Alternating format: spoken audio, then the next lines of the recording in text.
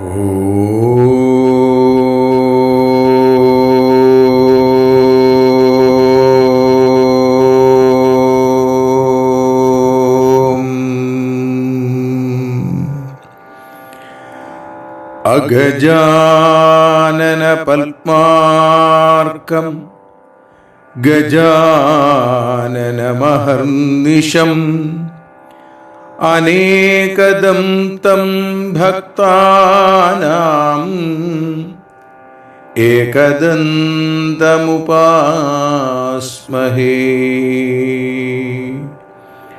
ഓം gum ഗണപതയേ നമഃ. സരസ്വതി നമസ്തുഭ്യം വരദേ കാമരൂപിണി. വിദ്യാരംഭം കരിഷ്യാമി സിദ്ധിർഭവതു may സദാ. ഓം some സരസ്വത്യൈ നമഃ. സദാശിവസമാരംഭാം ശങ്കരാചാര്യമധ്യമാം അസ്മദാചാര്യപര്യന്താം വന്ദേ ഗുരുപരമ്പരാം.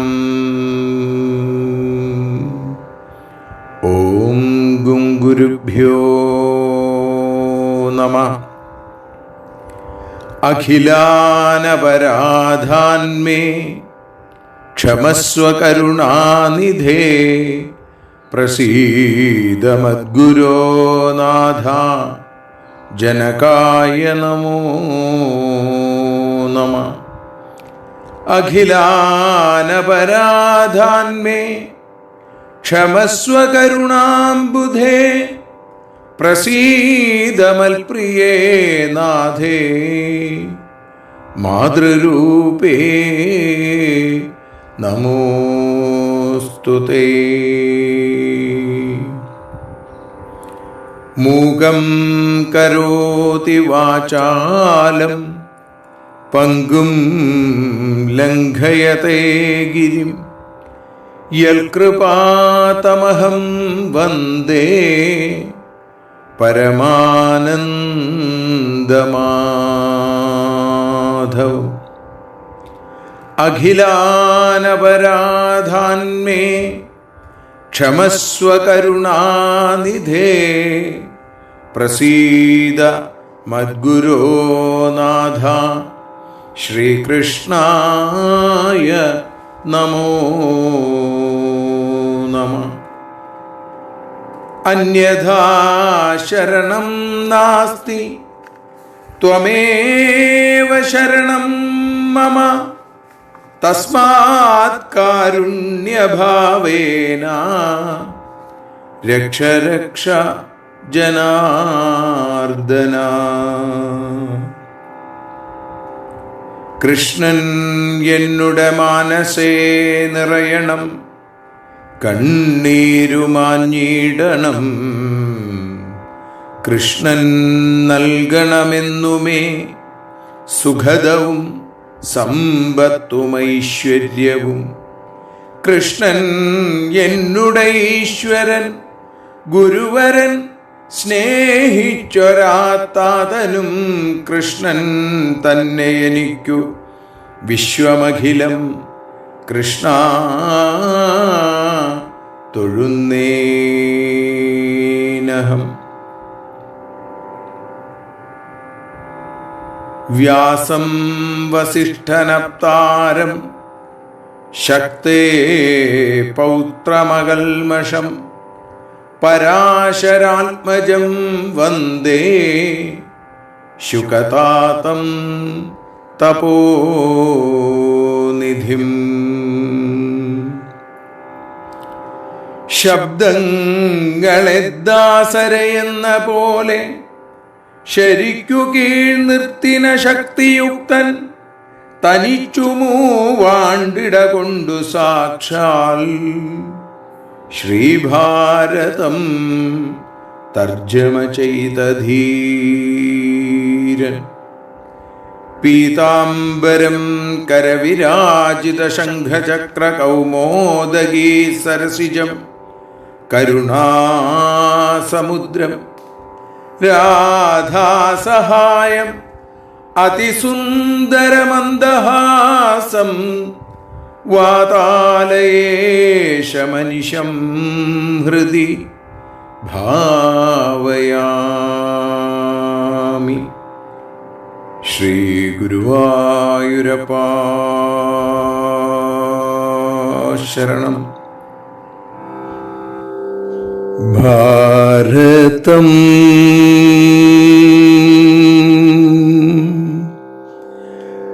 മഹാഭാരതം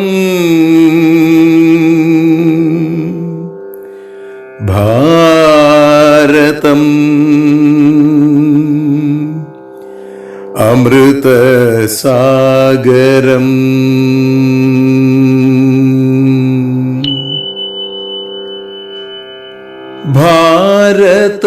ഭാരതഭൂമിയിൽ വ്യാസവിരചിത ഭാരതം മഹാഭാരതം. ഭാരതഭൂമിയിൽ വ്യാസവിരചിത ഭാരതം മഹാഭാരതം. ഭഗവാൻ കൃഷ്ണൻ നൽകിയ ഗീത ഭക്തർക്കമൃത സാഗരം. ഭാരതം മഹാഭാരതം ഭാരതം അമൃതസാഗരം.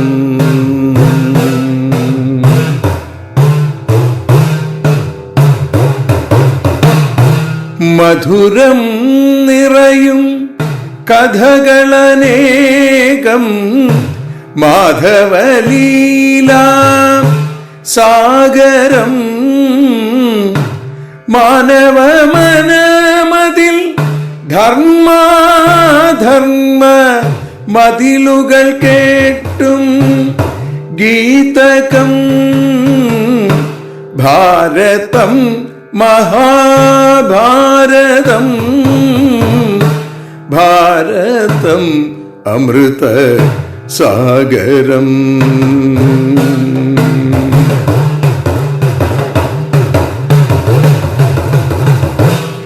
ഹാലാസ്യനാഥന്റെ പുത്രൻ ഗണപതി തന്റെ കൈകളാൽ തീർത്ത ഗ്രന്ഥം. ഹൃദയേശ്വരൻ കൃഷ്ണൻ സാരഥിയായപ്പോൾ ഹസ്തിനപുരി ധർമ്മജന്നു സ്വന്തം. ഭാരതം മഹാഭാരതം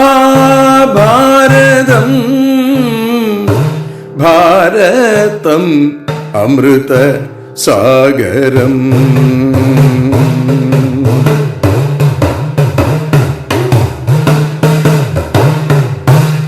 ഭാവതലത്തിൽ ഭാവന ചേർത്തൊരു ഭാസുരചരിതം ഭാരതം.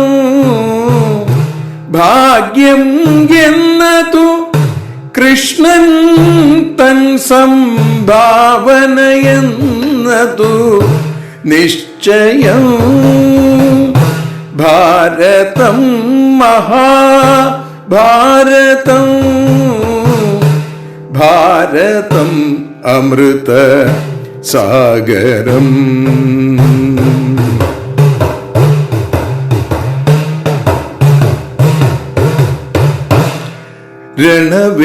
രണവേദികയിൽ രക്തം കൊണ്ടൊരു രംഗം തീർത്തൊരി നാടകം. രക്ഷകനായി കൃഷ്ണൻ എന്നൊരു ലക്ഷ്യം നൽകും പുസ്തകം. ഭാരതം മഹാഭാരതം ഭാരതം അമൃത സാഗരം.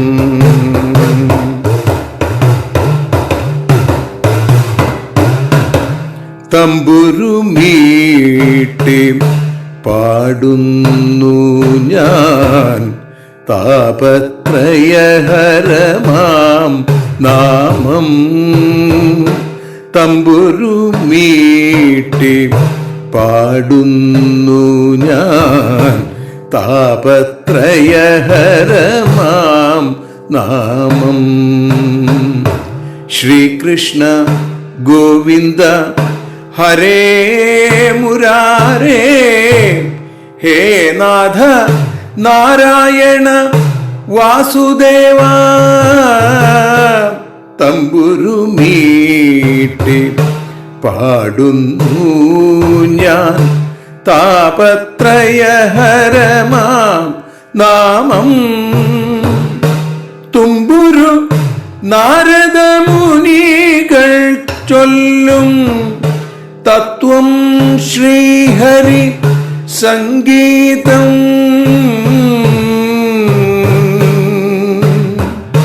ഭാരതം മഹാഭാരതം, ഭാരതം അമൃത സാഗരം. ഭാരതം മഹാഭാരതം, ഭാരതം അമൃത സാഗരം. ഭാരതം കഥാമൃത സാഗരം.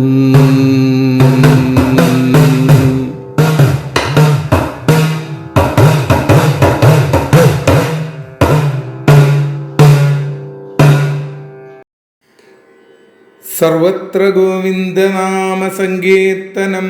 ഗോവിന്ദ ഗോവിന്ദ. മഹാഭാരതം കഥാകഥനം വനപർവ്വത്തിലൂടെയാണ് നാം സഞ്ചരിച്ചുകൊണ്ടിരിക്കുന്നത്. അതിൽ തന്നെ തീർത്ഥയാത്ര, ധർമ്മപുത്രരുടെ തീർത്ഥയാത്ര. അവിടെ ലോമശമുനി ധർമ്മപുത്രർക്ക് കഥകൾ പറഞ്ഞു കൊടുത്തുകൊണ്ടിരിക്കുന്നു. ഋഷ്യശൃംഖൻ്റെ കഥയാണ് നമ്മൾ ഇന്നലെ കേട്ടത്.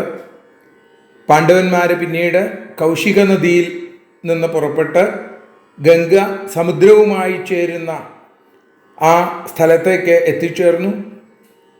സമുദ്രതീരത്തോട് അവർ യാത്ര ചെയ്ത് കലിംഗത്തിൽ എത്തിച്ചേർന്നു. കലിംഗത്തിലെ സവിശേഷതകൾ ലോമശൻ പറയുകയാണ്. ഇവിടെ ഗിരിപ്രദേശത്താണ് പണ്ട് അനേകം മഹർഷിമാർ യജ്ഞങ്ങൾ നടത്തിയിട്ടുള്ളത്. ഇവിടുത്തെ ആ യജ്ഞത്തിൽ നിന്നാണ് ശിവൻ യാഗധേനുവിനെ അപഹരിച്ചത്. ഈ പശു തൻ്റേതാണെന്ന് പറഞ്ഞ് ശിവൻ പശുവിനെ കൊണ്ടുപോകുന്നത് കണ്ട് ദേവന്മാർ പറഞ്ഞു അത്രേ, ധർമ്മധിക്കാരം ചെയ്ത് അന്യവസ്തുക്കളിൽ കൊതിക്കുന്നത് നല്ലതിനല്ല. ദേവന്മാർ ശിവസ്തുതികളാൽ പ്രസാദിപ്പിച്ചപ്പോൾ ശിവൻ യാഗധേനുവിനെ ഉപേക്ഷിച്ച് ദേവമാർഗത്തിലൂടെ സഞ്ചരിച്ചു എന്നും അവിടെ സൂചിപ്പിക്കുന്നു. അതിനുശേഷം എല്ലാ യാഗങ്ങളിലും ഏറ്റവും ശ്രേഷ്ഠമായ അംശം, അതായത് യാഗാംശം രുദ്രനെ നീക്കിവെക്കണം എന്ന പതിവുണ്ടായി. ഇക്കാര്യത്തെക്കുറിച്ച് ഈ കലിംഗത്തിലെ വൈതരണി നദിയിൽ സ്നാനം ചെയ്താൽ, ഇത് ആലോചിച്ചും കൊണ്ട് അല്ലെങ്കിൽ ഇതിൻ്റെ കഥകളെ സ്മരിച്ചും കൊണ്ട് ഈ നദിയിൽ സ്നാനം ചെയ്താൽ മനുഷ്യന് ദേവസ്ഥാനത്തേക്കുള്ള മാർഗം കാണാനായിട്ട് സാധിക്കും എന്ന് മഹർഷി പറഞ്ഞു കൊടുത്തു. ഇത് കേട്ടപ്പോൾ ധർമ്മപുത്രര് പിതൃക്കൾക്ക് തർപ്പണം ചെയ്തു. അതിനുശേഷം യുധിഷ്ഠിരൻ പറഞ്ഞു, ഇപ്പോൾ തപശക്തിയിൽ മാനസിക വിഷമങ്ങൾ എന്നിൽ നിന്ന് അകന്നകന്നു പോകുന്നത് പോലെ എനിക്ക് തോന്നുന്നു.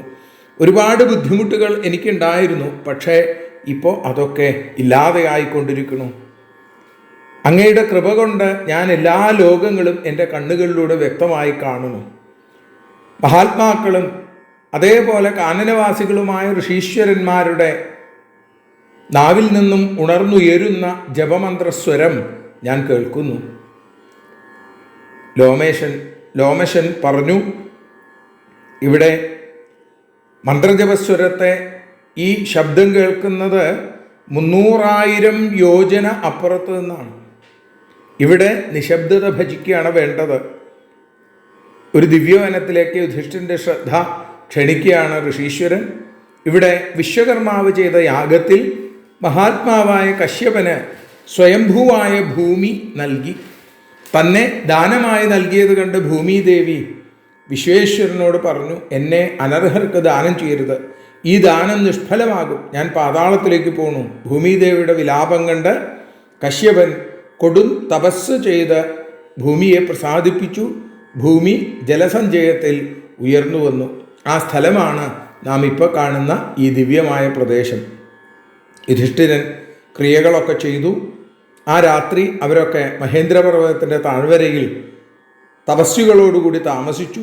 ഭൃഗുക്കൾ, അങ്കിരസന്മാർ, വാസിഷ്ഠന്മാർ, കാശ്യപന്മാർ തുടങ്ങിയ താപസന്മാരോടൊപ്പം പരശുരാമൻ്റെ അനുചരനായ അകൃതവ്രണൻ എന്ന മുനിയും അവിടെ ഉണ്ടായിരുന്നു. എല്ലാ മുനിപുങ്കുവന്മാരെയും തൊഴുത് ആദരിച്ച ശേഷം യുധിഷ്ഠിരൻ അകൃതവ്രണനോട് പറഞ്ഞു, താപസർക്ക് എപ്പോഴാണ് രാമനെ കാണാൻ കഴിയുക? അകൃതവ്രണം പറഞ്ഞു, അങ്ങ് ഇവിടെ വരുമെന്ന് ആത്മജ്ഞാനിയായ രാമന് നല്ലപോലെ അറിയാം. ഈ രാത്രി ചതുർദശിയാണ്. നാളെ അങ്ങയ്ക്ക് രാമനെ കാണാനായിട്ട് സാധിക്കും. മുനിയോട് ചോദിച്ചു, അങ്ങ് പരശുരാമൻ്റെ മഹാകർമ്മങ്ങൾ കണ്ടറിഞ്ഞിട്ടുള്ള ആളാണെന്ന് എനിക്കറിയാം. അദ്ദേഹം പല പ്രാവശ്യം ക്ഷത്രിയരെ നശിപ്പിച്ചില്ലേ? എന്തിനു വേണ്ടിയാണ് അദ്ദേഹം അത് ചെയ്തത്? എങ്ങനെയാണ് ചെയ്തത്? എല്ലാം വിശദമായി എനിക്ക് പറഞ്ഞു തരൂ. അകൃതവർണ്ണൻ പിന്നീട് പരശുരാമൻ്റെ ആ മഹത്വത്തെ ദ്യോതിപ്പിക്കുന്ന കഥ പറയാനായിട്ട് ആരംഭിച്ചു.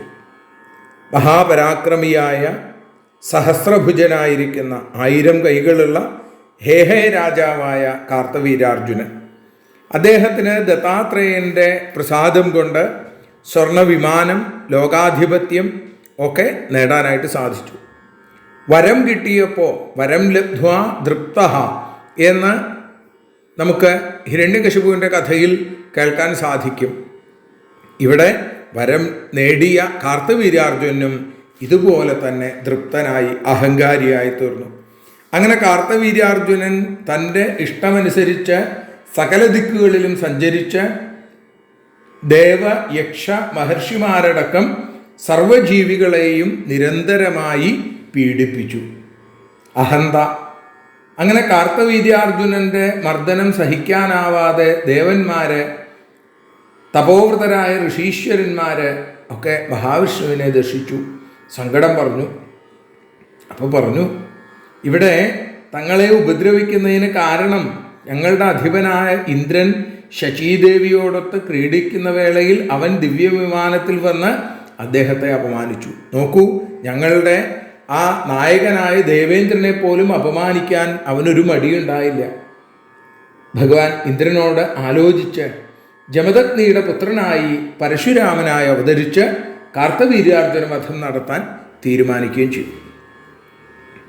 ഇതിനിടയിലാണ് കന്യാകുബ്ജത്തിലെ പ്രബലനായ രാജാവ് ഗാധി തൻ്റെ വനവാസവേളയിൽ അദ്ദേഹത്തിന് അപ്സരസ്സു പോലെ സുന്ദരിയായ ഒരു പെൺകുട്ടി ഉണ്ടായി. ഭാർഗവംശജനായിരിക്കുന്ന ഋചീക മുനി ആ സുന്ദരിയെ കണ്ടപ്പോൾ അദ്ദേഹത്തിന് അവളെ വിവാഹം ചെയ്യാനുള്ള താല്പര്യം. ഗാന്ധിയുടെ അടുത്ത് പറഞ്ഞു, എനിക്ക് അങ്ങയുടെ മകളെ വിവാഹം ചെയ്താൽ കൊള്ളാമെന്നുണ്ട്. ഗാന്ധി പറഞ്ഞു, ഞങ്ങളുടെ വംശപാരമ്പര്യം അനുസരിച്ച് വരൻ ശുൽക്കം തരണം. ശുൽക്കം എന്ന് പറഞ്ഞാൽ പുരുഷധനം. നമ്മൾ സ്ത്രീധനെ സാധാരണ കേട്ടിട്ടുള്ളൂ. ഇവിടെ അങ്ങനെയല്ല പറയണത്. എൻ്റെ മകളെ അങ്ങയ്ക്ക് തരണമെങ്കിൽ എന്തു വേണം? ഞങ്ങളുടെ വംശപാരമ്പര്യം അനുസരിച്ച് ഒരു ചെവി കറുത്തതും മറുചെവി വെളുത്തതുമായ 1000 വെള്ളക്കുതിരകളെ എനിക്ക് ശുൽക്കമായിട്ട് നൽകണം. ശുൽക്കം എന്ന് പറഞ്ഞാൽ പുരുഷധനം. അങ്ങനെ ചെയ്താൽ മാത്രമേ കന്യാദാനം നടത്താൻ പാടുള്ളൂ എന്നാണ് നിയമം. ഞാൻ അങ്ങയുടെ അടുത്ത് ഇതൊക്കെ എങ്ങനെയാണ് ചോദിക്കുക? ഋചീകൻ പറഞ്ഞു, അത്തരം 1000 കുതിരകളെ ഞാൻ നൽകാം. അങ്ങനെ ഋചീകൻ വരുണൻ്റെ അടുത്തെത്തി. കുതിരകളുടെ ദേവനാണ് വരുണൻ. വരുണനോട് തൻ്റെ ആവശ്യം അറിയിച്ചു. വരുണൻ ഗാന്ധി പറഞ്ഞ സവിശേഷതകളുള്ള വെളുത്ത ചെവിയും കറുത്ത ചെവിയും, ഒരു ചെവി വെളുത്തത് ഒരു ചെവി കറുത്തത്, അങ്ങനെയുള്ള ആ കുതിരകളെ അവിടെ നൽകി. ഗാന്ധി പറഞ്ഞ അതേപോലെയുള്ള കുതിരകളെ നൽകി. ആ കുതിരകൾ ഉയർന്നു വന്ന ഗംഗയുടെ ആ ഭാഗം പിന്നീട് അശ്വതീർത്ഥം എന്ന് അറിയപ്പെടാൻ തുടങ്ങി എന്നും പറഞ്ഞു. അങ്ങനെ കന്യാകുബ്ജത്തിലേക്ക് എത്തി ഋചീകൻ രാജാവിന് അവയെ നൽകിയപ്പോൾ ഗാന്ധി തൻ്റെ പുത്രിയെ ആ ഋഷീശ്വരന് വിവാഹം ചെയ്തു കൊടുക്കുകയും ചെയ്തു. അങ്ങനെ പത്നിയോടുകൂടി അദ്ദേഹം കഴിയണു. സഭാര്യനായ പുത്രനെ കാണാൻ ഒരിക്കൽ ഭൃഗു മഹർഷി വന്നപ്പോൾ ആ ദമ്പതികൾ അദ്ദേഹത്തെ വേണ്ട പോലെ പരിചരിച്ചു. ഭൃഗു തൻ്റെ മകൻ്റെ ഭാര്യയോട് പറഞ്ഞു, നീ ആഗ്രഹിക്കുന്ന വരം എന്തായാലും ഞാനത് നിനക്ക് തരാം. അപ്പോൾ പറഞ്ഞു, എനിക്കും എൻ്റെ അമ്മയ്ക്കും പുത്രഭാഗ്യം ഉണ്ടാവണം. ഭാഗവതത്തിൽ ഈ കഥാസന്ദർഭം പറയുമ്പോൾ ചെറിയ വ്യത്യാസങ്ങളൊക്കെ നമുക്ക് കാണാൻ സാധിക്കും. അപ്പോൾ ഭൃഗു പറഞ്ഞു, ഋതുസ്നാനത്തിനു ശേഷം അമ്മയും നീയും പുത്രഭാഗ്യത്തിനായി അശ്വത്ഥം, ഉദുംബരം എന്നീ വൃക്ഷങ്ങളെ യഥാക്രമം കെട്ടിപ്പിടിക്കുക. ഞാനിതാ നിങ്ങൾക്ക് 2 പാത്രം തരുന്നു. ലോകാവാഹം ചെയ്ത് ഞാൻ സിദ്ധമാക്കിയതാണ് ഈ 2 പാത്രത്തിലുള്ളത്. ഇത് നിങ്ങൾ ഭക്ഷിക്കണം. അങ്ങനെ ഋഷി പറഞ്ഞതുപോലെ അമ്മയും മകളും ചെയ്തെങ്കിലും വൃക്ഷാലിംഗനവും ആ ചരുപ്രാശനവും, പാത്രത്തിൽ ഭക്ഷ്യം കഴിക്കുന്നതിനാണ് ചരു കഴിക്കുക എന്ന് പറയുക, ചരുപ്രാശനം, അത് പരസ്പരം മാറിപ്പോയി. എന്തായി? ഭൃഗുമഹർഷി അവിടെ തിരികെ വന്നു. തൻ്റെ മകൻ്റെ ഭാര്യയോട് പറഞ്ഞു, ഇവിടെ നിന്നെ അമ്മ ചതിച്ചു. നിനക്കുണ്ടാവുന്ന പുത്രൻ ബ്രാഹ്മണനാണെങ്കിലും ക്ഷത്രിയ കർമ്മങ്ങൾ അനുഷ്ഠിക്കും. അമ്മയ്ക്കുണ്ടാകുന്ന പുത്രൻ ക്ഷത്രിയനാണെങ്കിലും ബ്രാഹ്മണനെ പോലെ ജീവിക്കും. സത്യവതി, ആ ഋഷീകൻ്റെ പത്നി, പറഞ്ഞു, എൻ്റെ മകൻ എന്നത് എന്തെങ്കിലും ഒരു മാറ്റം ഞാൻ ആഗ്രഹിക്കുന്നു. അപ്പോൾ പറഞ്ഞു, എങ്കിൽ നിൻ്റെ മകൻ എന്നുള്ളത്, നിൻ്റെ പുത്രൻ എന്നുള്ളത് നിൻ്റെ പൗത്രൻ എന്നാക്കി മാറ്റിത്തരാം എന്ന് പറഞ്ഞ് അനുഗ്രഹിക്കുന്നു. അങ്ങനെ ആ സത്യവതിയുടെ ആഗ്രഹം സഫലമാകുന്നും പറഞ്ഞ് ഭൃഗു അവിടുന്ന് യാത്രയാവുകയും ചെയ്തു. ഋഷീകൻ്റെയും സത്യവതിയുടെയും പുത്രനായി ജമദഗ്നി എന്ന താപസശ്രേഷ്ഠൻ ജനിച്ചു. വേദാധ്യയനത്തിലും തപോസിദ്ധിയിലും അസ്ത്രശസ്ത്രങ്ങളിലും ഒക്കെ വളരെ കേമനായിട്ടുള്ള സൂര്യോപമനാണ് അദ്ദേഹം എന്നാണ് പറയുക. അങ്ങനെ പ്രസേനജിത്തിൻ്റെ എന്ന രാജാവിൻ്റെ മകളായ രേണുകയെ അദ്ദേഹം വിവാഹം ചെയ്തു. അവരുടെ ആ വിവാഹ ജീവിതത്തിൽ മുനിക്ക് 5 പുത്രന്മാരുണ്ടായി. 5ാമത്തെ പുത്രൻ്റെ പേര് രാമ ഇത്യഭിവിശ്രുത എന്ന് ഭാഗവതം. ഏറ്റവും ഒടുവിലാണ് 5ാമത്തെ പുത്രനാണെങ്കിലും തൻ്റെ തേജസ് കൊണ്ടും ശക്തി കൊണ്ടും രാമൻ പ്രഥമപുത്രനാണ് എന്ന് തോന്നും.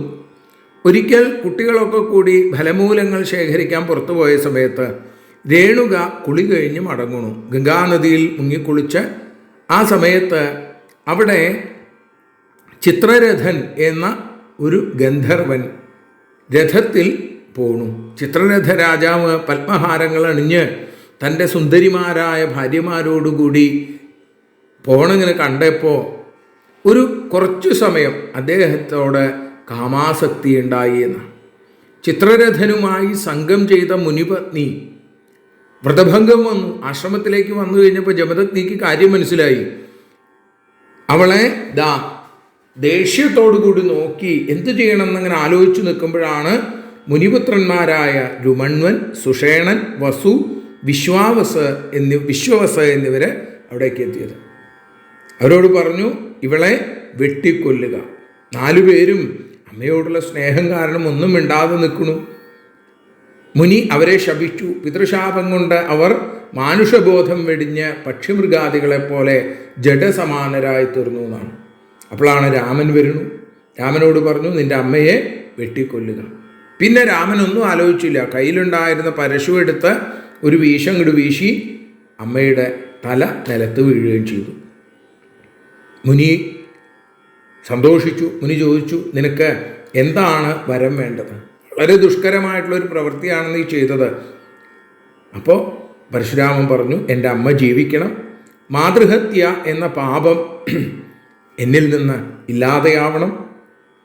അതേപോലെ തന്നെ എൻ്റെ സഹോദരന്മാരെ ശാപത്തിൽ നിന്ന് മോചിപ്പിക്കുകയും വേണം. തൻ്റെ പുത്രൻ്റെ എല്ലാ ആഗ്രഹങ്ങളും അദ്ദേഹം ജമദഗ്നി അംഗീകരിച്ചു, അനുഗ്രഹിച്ചു. ഒരിക്കൽ കാർത്തവീര്യാർജുനൻ ആശ്രമത്തിലേക്ക് വരികയാണ്. പലയിടത്തും പോയി തിരിച്ചു വരുമ്പോൾ വല്ലാത്ത വിശപ്പും ദാഹവും വന്നു. അദ്ദേഹം ഈ ആശ്രമം കണ്ടു, അവിടേക്ക് വന്നു. വേണ്ടതുപോലെ അദ്ദേഹത്തെ ആദരിച്ച് വേണ്ട ഭക്ഷണമൊക്കെ കൊടുത്തു.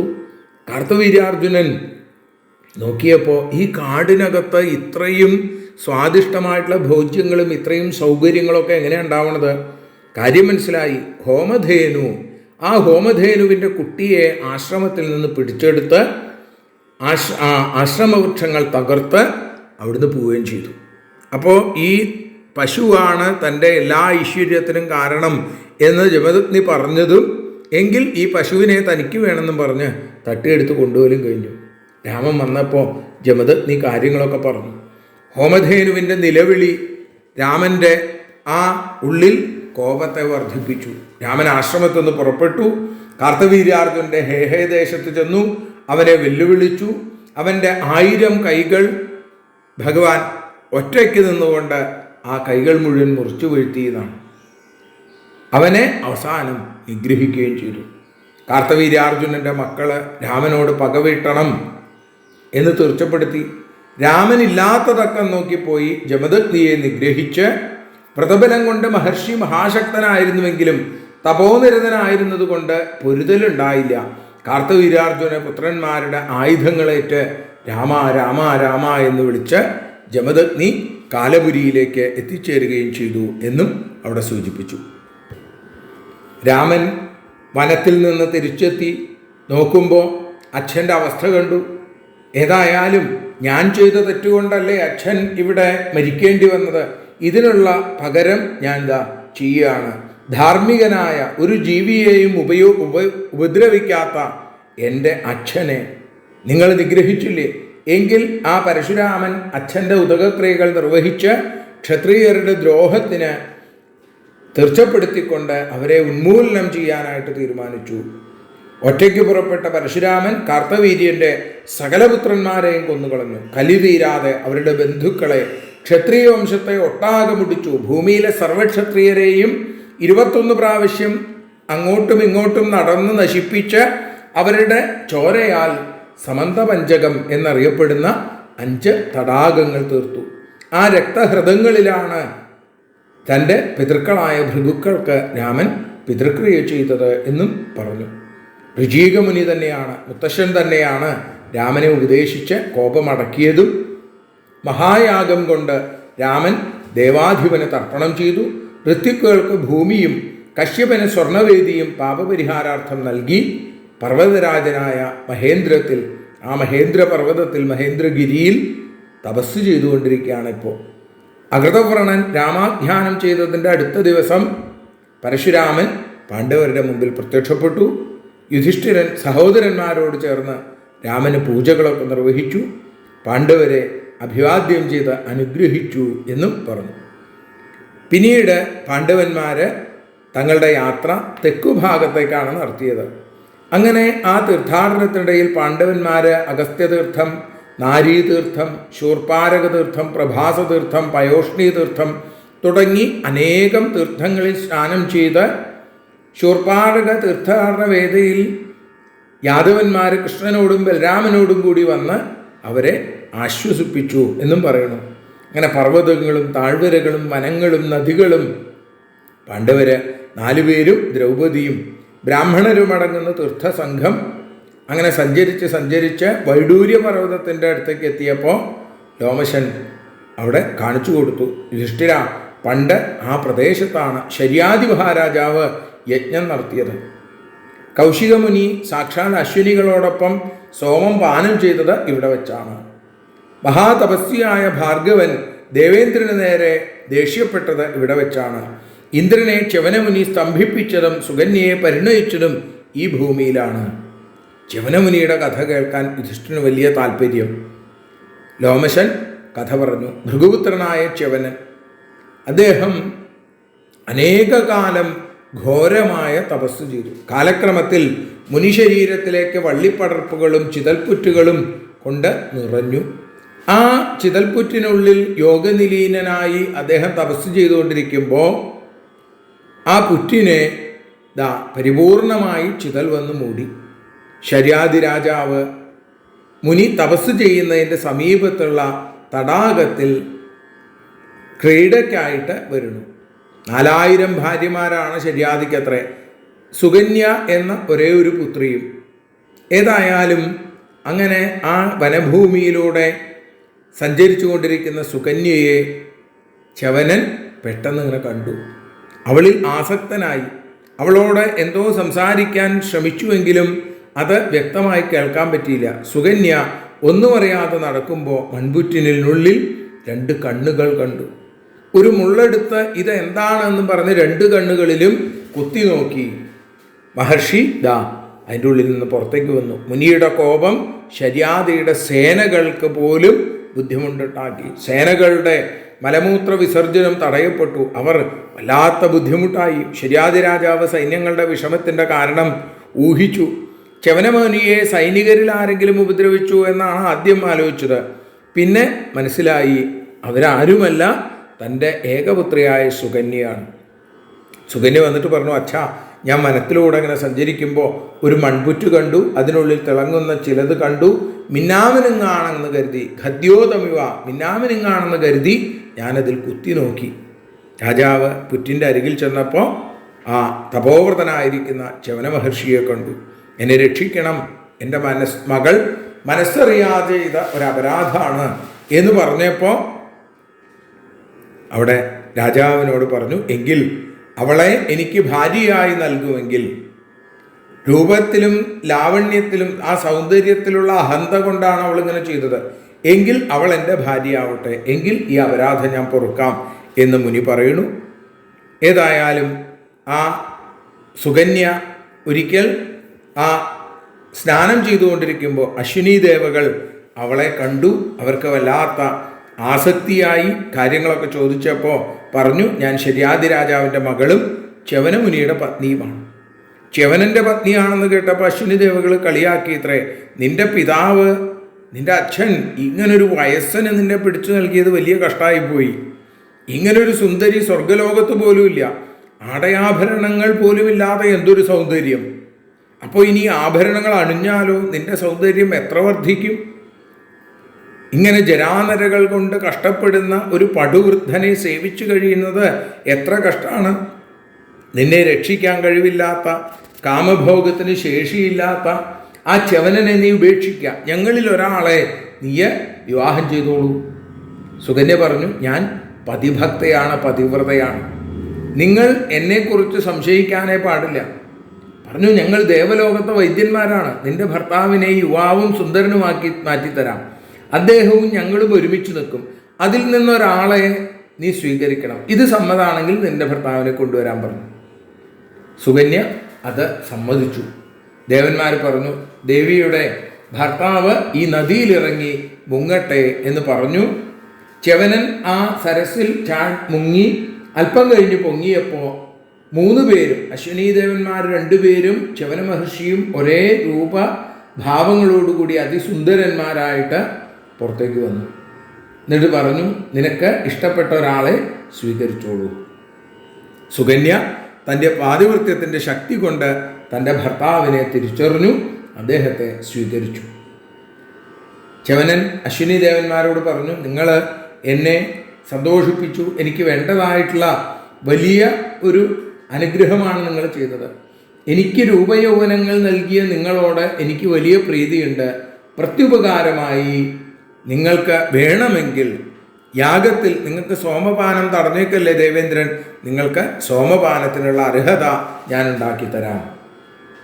ഏതായാലും ച്യവനൻ്റെ വാക്കുകൾ കേട്ടപ്പോൾ അശ്വിനി ദേവർക്ക് സന്തോഷമായി. അവർ സ്വർഗത്തിലേക്ക് തിരിച്ചു പോവുകയും ചെയ്തു.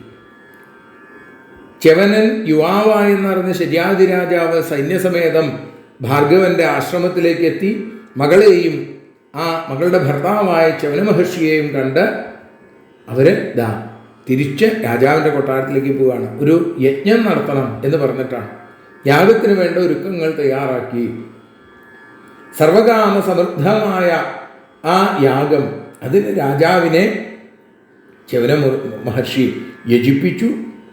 അങ്ങനെ ആ ഒരുക്കങ്ങൾ നടന്നുകൊണ്ടിരിക്കുന്ന സമയത്ത് സോമം കയ്യിലെടുത്ത് അശ്വിനി ദേവകൾക്ക് അത് സമർപ്പിച്ചു. ദേവേന്ദ്രൻ പറഞ്ഞു, ഇവർക്ക് കൊടുക്കാൻ പറ്റില്ല, ദേവവൈദ്യന്മാരായ അശ്വിനികൾ സോമപാനത്തിന് അർഹരല്ല, സോമപാനം ഇവർ അർഹിക്കുന്നില്ല. ച്യവനൻ പറഞ്ഞു, മഹാത്മാക്കളും അതീവ സുന്ദരന്മാരുമായിട്ടുള്ള ഇവർ എന്നെ ദേവന്മാരെ പോലെ ജരാരഹിതരാക്കി. മറ്റു ദേവകൾക്കുള്ള സോമപാന യോഗ്യത ഇവർക്കുമുണ്ട്. അശ്വിനികൾ ദേവന്മാർ തന്നെയാണ് എന്ന് പറഞ്ഞപ്പോൾ ഇന്ദ്രൻ പറഞ്ഞു, വൈദ്യം ചെയ്തു കഴിയുന്ന ഇവർ ഭൃത്യരാണ്. ഇഷ്ടരൂപികളായി ലോകത്തിലറിയുന്ന ഇവർ എങ്ങനെയാണ് ദേവന്മാരാവുക? ഇന്ദ്രനോട് തർക്കിച്ചിട്ട് കാര്യമില്ല എന്ന് ച്യവന് മനസ്സിലായി. അശ്വിനി ദേവന്മാർക്ക് സോമം കൊടുക്കാൻ തീർച്ചപ്പെടുത്തി ച്യവനൻ. ദേവേന്ദ്രന് ദേഷ്യം വന്നു. ഇവർക്കായി അങ്ങ് സോമം എടുത്താൽ ഞാൻ അങ്ങക്കെതിരെ വജ്രം പ്രയോഗിക്കും. ഇന്ദ്രന്റെ കോപത്തെ ഒരു പുഞ്ചിരി കൊണ്ട് തള്ളിക്കളഞ്ഞു ച്യവന മഹർഷി. ച്യവന മഹർഷി പറഞ്ഞു, അങ്ങനെയാണെങ്കിൽ ആയിക്കോട്ടെ. ഇന്ദ്രൻ തൻ്റെ വജ്രമെടുത്ത് ച്യവനന് നേരെ ഓങ്ങിയതും ആ നിന്ന നിൽപ്പിൽ ദേവേന്ദ്രൻ അനക്കമില്ലാതെയായി, സ്തംഭിച്ചുപോയി. അശ്വിനി ദേവകൾക്ക് സോമം അഗ്നിയിൽ ഹോമിച്ചു. ദേവഹിംസയ്ക്കായി മുനി സ്വന്തം തപശക്തി കൊണ്ട് മദൻ എന്ന അസുരനെ സൃഷ്ടിച്ചു. ദേവാസുരന്മാർക്ക് പോലും ആ സത്വത്തിൻ്റെ സ്വരൂപം വർണ്ണിക്കാൻ പറ്റില്ല എന്നാണ്. കൂർത്ത് മൂർച്ചയേറിയ പല്ലുകൾ, അതിഘോരമായിരിക്കുന്ന മുഖം, അങ്ങനെ ആ അതിഭയങ്കരനായിരിക്കുന്ന ആ അസുരൻ ലോകങ്ങളെ മുഴുവൻ വിഴുങ്ങാൻ സാധിക്കുന്നത് പോലെ, ലോകങ്ങളെ മുഴുവൻ പ്രകമ്പനം കൊള്ളിക്കുന്ന വിധത്തിൽ അലറി. ആ മദന സത്വം അന്ധകനെ പോലെ വായും തുറന്ന് ഇന്ദ്രനെ തിന്നാൻ അറിഞ്ഞപ്പോൾ ദേവേന്ദ്രൻ അവിടെ പറഞ്ഞു, എന്നോട് ക്ഷമിക്കണം ഭാർഗവമുനി, എന്നെ രക്ഷിക്കണം. ഇന്നു മുതൽ അശ്വിനി ദേവന്മാർ സോമാർഹരാണ്. അങ്ങയുടെ വീര്യം എനിക്കറിയാം. ഞാൻ അങ്ങയോട് കാര്യം പറഞ്ഞു എന്ന് മാത്രമേ ഉള്ളൂ. അങ്ങയുടെ തപോബലം ലോകം അറിയാൻ വേണ്ടിയിട്ടാണ് ഇങ്ങനെയൊക്കെ ചെയ്തത്. ഇന്ദ്രൻ്റെ വാക്കുകൾ കേട്ട് മുനീന്ദ്രൻ്റെ കോപം ശമിച്ചു. ആ ദേവനെ അദ്ദേഹം സ്വതന്ത്രനാക്കി. ച്യവന മഹർഷി മദാസുരനെ മദമാക്കി മാറ്റി നാലായി പകുത്ത് മദ്യം, സ്ത്രീ, ചൂത്, നായാട്ട് എന്നിവയിൽ കലർത്തി. ദ്യൂതം, പാനം, സ്ത്രീയസൂന. ശര്യാദിയുടെ യാഗം പൂർത്തിയാക്കാൻ മുനിയെ സർവ്വദേവന്മാരും സഹായിച്ചു. യാഗപൂർത്തിക്ക് ശേഷം ച്യവനൻ സുകന്യയോടൊപ്പം വനത്തിൽ പ്രവേശിച്ച് തപോജീവിതത്തിൽ മുഴുകി എന്നും പറഞ്ഞു. ലോമശമുനിയും യുധിഷ്ഠിരാദി പാണ്ഡവരും ദ്രൗപദിയും തീർത്ഥാടനം തുടർന്ന് കൃഷ്ണൻ തപസ് ചെയ്ത അക്ഷയസ്രോതസ്സായിരിക്കുന്ന യമുനാപുളിനത്തിലെത്തി. ഇവിടെ ഒരു സ്ഥലം കാണിച്ചു കൊടുത്തു മുനി ധർമ്മപുത്രർക്ക്. ഇവിടെയാണ് മാന്ധാതാവും സോമകനും മഹായാഗം ചെയ്തത്. അവരുടെ കഥകളാണ് ഞാൻ പറയാൻ പോണത്. ശ്രദ്ധയോടുകൂടി കേട്ടോളൂ. ഇക്ഷ്വാകു വംശത്തിലെ യുവനാശ്വൻ എന്ന രാജാവിൻ്റെ കഥ. അദ്ദേഹം നിരവധി യജ്ഞങ്ങൾ നടത്തി, 1000 അശ്വമേധയാഗങ്ങൾ നടത്തി. പക്ഷേ അദ്ദേഹത്തിന് സന്താനങ്ങളുണ്ടായിരുന്നില്ല. വളരെ ദുഃഖമായി അദ്ദേഹത്തിന്, ഇത്രയൊക്കെ പ്രവർത്തിച്ചിട്ടും. അങ്ങനെ അദ്ദേഹം തൻ്റെ രാജ്യം മന്ത്രിമാരെ ഏൽപ്പിച്ച് ആത്മയോഗമെടുത്ത് വനത്തിൽ പ്രവേശിച്ചു. ഒരു ദിവസം അദ്ദേഹത്തിന് വല്ലാത്ത ദാഹം അനുഭവപ്പെട്ടു. ജലം കാണുന്നില്ല. അങ്ങനെ നോക്കുമ്പോൾ ആ ഭൃഗുമഹർഷിയുടെ ആശ്രമത്തിലേക്ക് അദ്ദേഹം കടന്നു ചെന്നു. യുവനാശ്വന് പുത്രനുണ്ടാകാൻ വേണ്ടി മന്ത്രജപം ചെയ്ത ജലം മുനി ഒരു കുംഭത്തിലാക്കി വെച്ചിരുന്നു. മഹർഷിമാർ കിടന്ന് ഉറങ്ങുകയാണ്. രാജാവ് നോക്കുമ്പോൾ എല്ലാവരും ഉറങ്ങണു. ആ വെള്ളമെടുത്ത് അദ്ദേഹം കുടുകുടുകുടേന്ന് കുടിച്ചു. പ്രഭാതത്തിൽ മുനിമാരെഴുന്നേറ്റു. ആരാ വെള്ളം കുടിച്ചതെന്നായി. അങ്ങനെ അന്വേഷിച്ചപ്പോൾ യുവനാശ്വൻ പറഞ്ഞു, ഞാനാണ് കഴിച്ചത്. പറഞ്ഞു, അങ്ങ് ചെയ്തതൊട്ടും ശരിയായില്ല. അങ്ങയ്ക്ക് പുത്രസിദ്ധിക്കായി തപസ്സുകൊണ്ട് ഞാൻ ആർജിച്ച ചൈതന്യം മുഴുവൻ ആ ജലത്തിൽ ആവാഹിച്ചിട്ടുണ്ടായിരുന്നു.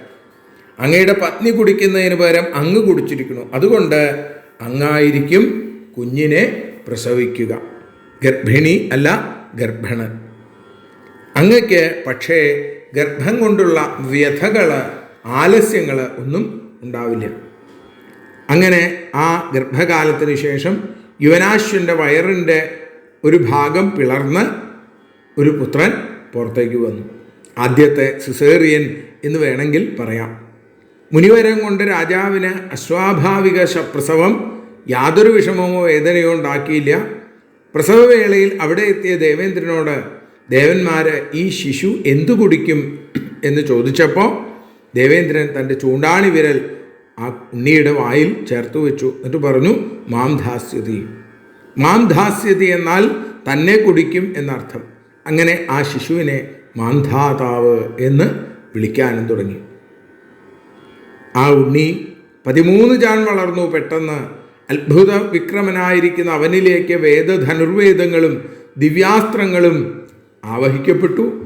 ആജകവം എന്ന ഒരു ചാപം, കൊമ്പുകൊണ്ട് നിർമ്മിച്ച അസ്ത്രങ്ങൾ, ഒരിക്കലും തകർക്കാനാവാത്ത പോർച്ചട്ട, ഇതൊക്കെ മാന്ധാതാവിന് ലഭിച്ചു. ഇന്ദ്രൻ മാന്ധാതാവിനെ രാജാവാക്കി അഭിഷേകം ചെയ്തു.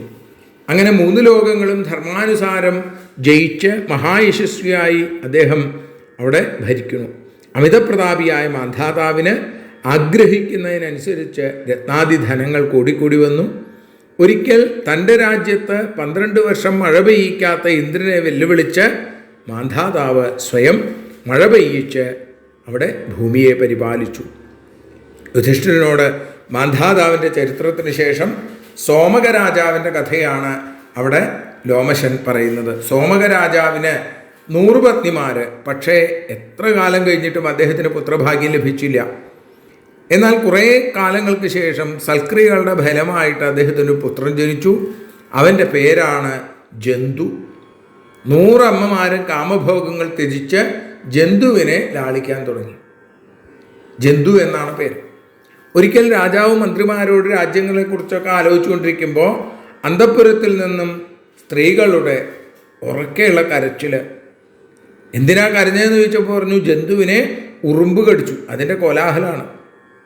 രാജാവ് ആലോചിച്ചു, ഇങ്ങനെ ഏകപുത്രത്വം അനർത്ഥകാരിയാണ്, ഇതിനേക്കാൾ ഭേദം അപുത്രത്വമാണ്. എൻ്റെ 100 പത്നിമാർക്കും 100 മക്കൾ ജനിക്കാൻ സഹായിക്കുന്ന എന്തെങ്കിലും യാഗമുണ്ടോ എന്ന് ചോദിച്ചു. അങ്ങനെ ഒരു യാഗമുണ്ട്, പക്ഷേ യാഗം കുറച്ച് കഠിനമാണ്. ഹോമാഗ്നിയിൽ ജന്തുകുമാരനെ ഹോമിക്കണം. ജന്തു ശരീരം അഗ്നിക്കിരയാവുമ്പോൾ പുക അങ്ങയുടെ 100 പത്നിമാർ ശ്വസിക്കണം. അങ്ങനെ ചെയ്താൽ എല്ലാ രാജ്ഞിമാർക്കും മക്കളുണ്ടാവും. ജന്തു അവൻ്റെ അമ്മയിൽ നിന്ന് പുറത്ത് സ്വർണവർണ്ണമായ അടയാളങ്ങളോടെ പുനർജനിക്കുകയും ചെയ്യും. രാജാവിൻ്റെ കൽപ്പന പ്രകാരം യാഗം ആരംഭിച്ചു. പുരോഹിതൻ യാഗാഗ്നി ജ്വലിപ്പിച്ചു. അമ്മമാരിൽ നിന്നും ജന്തുവിനെ ബലാത്കാരേണ പിടിച്ചു വാങ്ങി വെട്ടി നുറുക്കി യാഗാഗ്നിയിൽ ഹോമിച്ചു. ആ ഹോമത്തിയിൽ നിന്നും പുക ശ്വസിച്ച അമ്മമാർ ബോധക്ഷയരായി വീഴുകയും ചെയ്തു. രാജപത്നിമാർ 100 ഗർഭവതികളായി പുത്രന്മാരെ പ്രസവിച്ചു. ജന്തു സ്വർണമറുകോടുകൂടി വീണ്ടും ജനിച്ചു. രാജാവ് 100 മക്കളോടും പത്നികളോടുമൊപ്പം സസുഖം അവിടെ താമസിക്കുന്നു. ആദ്യം രാജപുരോഹിതനും പിന്നീട് രാജാവും മരിച്ചുപോയി. പരലോകത്തെത്തിയ സോമകരാജാവ് തൻ്റെ ഗുരു നരകത്തിയിൽ വെന്തെരിയണ കണ്ടപ്പോൾ വല്ലാത്ത അത്ഭുതമായി. ഗുരുവിനോട് ചോദിച്ചു, അങ്ങ് എന്തുകൊണ്ടാണ് നരകത്തിയിൽ കിടക്കുന്നത്? അങ്ങയെ യാഗം ചെയ്യിപ്പിച്ചതിൻ്റെ ഫലം. ഗുരുവിൻ്റെ ദീനാവസ്ഥ കണ്ട് വല്ലാത്ത വേദനയായി സോമകരാജാവിന്. യമധർമ്മനോട് പറഞ്ഞു, എനിക്ക് വേണ്ടിയാണ് ഗുരു യാഗം ചെയ്തത്, അദ്ദേഹത്തിന് പകരം ഞാൻ നരകത്തിയിൽ കിടക്കാം, അദ്ദേഹത്തെ രക്ഷിക്കണം. രാജാവേ, ഒരാൾ ചെയ്യുന്ന കർമ്മങ്ങളനുസരിച്ചാണ് നരകവും സ്വർഗവും. അങ്ങ് പുണ്യലോകം ആണ്, അങ്ങ് പുണ്യലോകത്തേക്കാണ് എത്തിച്ചേരേണ്ടത്. സോമകരാജാവ് പറഞ്ഞു, ഈ ബ്രാഹ്മണനില്ലാതെ എനിക്ക് പുണ്യലോകം വേണ്ട. ഇദ്ദേഹത്തോടൊത്ത് സുരലോകത്തിൽ വാഴാനാണ് ഞാൻ ആഗ്രഹിക്കുന്നത്. ഞങ്ങൾ കർമ്മങ്ങളിൽ തുല്യ പങ്കാളികളാണ്. അതുകൊണ്ട് അദ്ദേഹത്തിൻ്റെ പകുതി നരകശിക്ഷ ഞാൻ അനുഭവിക്കാം. രാജാവിൻ്റെ ആഗ്രഹത്തിന് അനുമതി നൽകി. അദ്ദേഹത്തോടുകൂടി അങ്ങ് നരകഫലം തുല്യകാലം അനുഭവിക്കുക, അതിനുശേഷം പുണ്യലോകത്തിലേക്ക് എത്തിച്ചേരുകയും ചെയ്യുക. സോമകരാജാവും രാജപുരോഹിതനും ചേർന്ന് നരകശിക്ഷ തുല്യമായി അനുഭവിച്ച് പുണ്യലോകത്തിലേക്ക് എത്തിച്ചേരുകയും ചെയ്തു. ലോമശമുനിയോടുകൂടി യുധിഷ്ഠിരൻ, ഭീമൻ, നകുലസഹദേവന്മാര്, പാഞ്ചാലി, ബ്രാഹ്മണര് എന്നിവർ അങ്ങനെ യാത്ര ചെയ്യുന്നു. തീർത്ഥയാത്രയിൽ രാമഹൃദങ്ങൾ, നാരായണാശ്രമം, പ്രസർപ്പണം, പ്ലക്ഷാവതരണം, കുരുക്ഷേത്രം എന്നിവയൊക്കെ ദർശിച്ച് യമുനയുടെ പാർശ്വങ്ങളിലൂടെ പ്രവഹിക്കുന്ന ജല, ഉപജല എന്ന പുണ്യനദികളുടെ അടുത്തെത്തി എന്നും പറയുന്നു. ശിബി യജ്ഞമനുഷ്ഠിച്ച പുണ്യഭൂമി പാണ്ഡവാദികളെ കാണിച്ചു കൊടുത്ത ലോമശൻ ശിബി മഹാരാജാവിൻ്റെ അതിപുണ്യമായ ചരിത്രത്തെ അവിടെ പറഞ്ഞു എന്നാണ്. ശേനകപോതീയം എന്നാണ് ഈ ഭാഗത്തിന് പറയുന്നത്. ഒരിക്കൽ ഇന്ദ്രൻ പരുന്തും അഗ്നി മാടപ്രാവുമായി വേഷം കെട്ടി മഹാധാർമ്മികനായ ശിബി മഹാരാജാവിനെ പരീക്ഷിക്കാൻ രാജാവിൻ്റെ യാഗശാലയിലേക്ക് എത്തിച്ചേർന്നു. മാടപ്രാവ് ഭയന്ന് നടുങ്ങി വിറച്ച് രാജാവിൻ്റെ മടിയിൽ ചെന്നിരുന്നു. പിറകെ പരുന്തു വന്നു. രാജാവിനോട് പറഞ്ഞു, എല്ലാവരും പറയുന്നു അങ്ങ് വലിയ ധർമാത്മാവാണെന്ന്, പക്ഷേ എൻ്റെ പ്രവൃത്തിധർമ്മത്തിന് നിരക്കാത്തതാണ് അങ്ങ് ചെയ്യുന്ന ഈ പ്രവൃത്തി. വിശന്നു വലിഞ്ഞു വരുന്ന എൻ്റെ ഭക്ഷണം അങ്ങ് തട്ടിയെടുത്തിരിക്കുന്നു. എന്തൊരക്രമാണത്? രാജാവ് പറഞ്ഞു, അല്ലയോ പക്ഷിശ്രേഷ്ഠ, ശരണാർത്ഥിക്ക് അഭയം കൊടുക്കുക എന്ന ധർമ്മമാണ് ഞാൻ ചെയ്തത്. ശരണാർത്ഥിയെ ഉപേക്ഷിക്കുന്നത് അധർമ്മമല്ലേ? ഈ പേടിച്ചു വിറത്തിരിക്കുന്ന ഈ മാടപ്രാവ്, ഈ കപോതം എന്നെ നോക്കി ജീവൻ യാചിക്കുന്നു. ജീവൻ രക്ഷിക്കണമെന്ന് യാചിക്കുന്ന ഒരു ജീവിയെ കൈയൊഴിയുന്നതിനേക്കാൾ വലിയ പാപമില്ല. പരുന്തു പറഞ്ഞു, കാര്യമൊക്കെ ശരിയാണ്, പക്ഷേ ആഹാരം ഉണ്ടെങ്കിലല്ലേ ജീവിക്കാൻ സാധിക്കുള്ളൂ. ഭക്ഷണമില്ലാതെ ആർക്കും ജീവിക്കാൻ സാധിക്കില്ല. ഞാൻ വിശന്ന് വല്ലാതെ അവശനായി നിൽക്കുന്നു. ഈ ഭക്ഷണം കൂടി ലഭിച്ചില്ലെങ്കിൽ ഞാൻ മരിച്ചു പോവും. എൻ്റെ ദുഃഖം എൻ്റെ മരണം കൊണ്ട് മാത്രമേ അവസാനിക്കൂ. എന്നാലും അവസാനിക്കില്ല. കാരണം എന്താ? ഞാനില്ലാതെ ഭാര്യയ്ക്കും എൻ്റെ മക്കൾക്കും ജീവിക്കാനാവില്ല. ഒരു ചെറുപ്രാവിനെ രക്ഷിച്ചാൽ ഞാനും എൻ്റെ കുടുംബവും നശിക്കും. പരസ്പരവിരുദ്ധമായ രണ്ട് പാപങ്ങളിൽ ഒന്ന് ചെയ്യേണ്ട സന്ദർഭം വരുമ്പോൾ അവയിൽ വലിപ്പം നോക്കി ചെറിയതാണ് ചെയ്യുക. വലിപ്പച്ചെറുപ്പം നോക്കി അങ്ങ് ഒരു തീരുമാനമെടുക്കൂ എന്ന് പരുന്ത് അവിടെ പറയുന്നു. ഇത് കേട്ട് കഴിഞ്ഞപ്പോഴോ രാജാവ് പറഞ്ഞു, നിനക്ക് എൻ്റെ രാജ്യമോ നിനക്ക് ആഗ്രഹമുള്ള എന്തും ഞാൻ തരാം, പക്ഷേ ഈ പക്ഷിയെ മാത്രം ഞാൻ ഒരിക്കലും തരില്ല. പരുന്ത് പറഞ്ഞു, ഈ പക്ഷിയോട് അങ്ങക്ക് അത്ര വലിയ പ്രിയമാണെങ്കിൽ ഞാൻ പ്രാവിനെ അങ്ങക്ക് തന്നെ നൽകാം. പക്ഷേ ഈ പ്രാവിന് എത്ര തൂക്കമുണ്ടോ അത്രയും തൂക്കം മാംസം അങ്ങയുടെ ശരീരത്തിൽ നിന്ന് എനിക്ക് മുറിച്ചു തരണം. സമ്മതമാണോ? രാജാവ് പറഞ്ഞു, പിന്നെന്താ, ഒരു വിഷമമില്ല. തുലാസ് കൊണ്ടുവരാൻ പറഞ്ഞു. തുലാസ് കൊണ്ടുവന്നു. ശിബി മഹാരാജാവ് തൻ്റെ ശരീരത്തിൽ നിന്ന് മാംസം മുറിച്ചെടുത്ത് തുലാസിൻ്റെ ഒരു തട്ടിലും മറുതട്ടിൽ പ്രാവിനെയും വെച്ചു. പ്രാവിനെ വെച്ചിരുന്ന തട്ട് കനം തൂങ്ങണ കണ്ടപ്പോൾ രാജാവ് അത്ഭുതപ്പെട്ടു. വീണ്ടും മാംസം മുറിച്ചു വെച്ചു. ഫലമൊന്നുമില്ല. രാജാവ് അസഹ്യമായ വേദന സഹിച്ചും കൊണ്ട് മാംസകഷ്ണങ്ങൾ അതിൻ്റെ മുകളിലേക്ക് വെച്ചു. അവസാനം ഇനിയൊന്നും അവശേഷിക്കുന്നില്ല എന്ന് കണ്ട രാജാവ് തുലാസിൻ്റെ തട്ടിൽ നേരിട്ട് അങ്ങോട്ട് കയറിയിരുന്നു. രാജാവിൻ്റെ സത്യദീക്ഷയിൽ പ്രീതനായ ശേനവേഷധാരിയായിരിക്കുന്ന ദേവേന്ദ്രൻ പറഞ്ഞു, മഹാരാജാവേ, ഞാൻ ഇന്ദ്രനാണ്. മാടപ്രാവ് അഗ്നിദേവനാണ്. അങ്ങയുടെ ധർമ്മതീക്ഷ്ണതയും ദൃഢതയും നേരിൽ കാണാൻ വേണ്ടിയിട്ടാണ്, പരീക്ഷിച്ചറിയാൻ വേണ്ടിയിട്ടാണ് നിങ്ങളിവിടെ വന്നത്.